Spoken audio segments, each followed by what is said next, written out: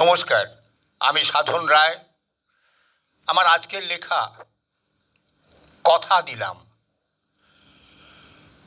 আমার কণ্ঠে। কথা তাকেই উপহার দিও যে শুনতে জানে। সবাই শব্দ শোনে, কিন্তু সবাই কথা শোনে না।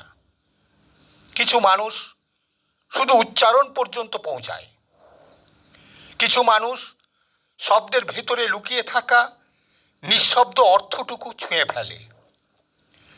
যে তোমার কথার মধ্যে নিজেরই কোনো প্রতিধ্বনি খুঁজে পায়, যে তোমার অসমাপ্ত বাক্যকে নিজের অনুভবে পূর্ণ করতে পারে, কথা তাকেই দিও।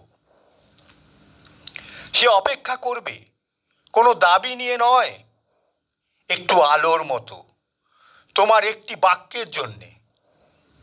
তার কাছে তোমার কথা কেবল শব্দ নয়, একটি বিশ্বাস, একটি আশ্রয়।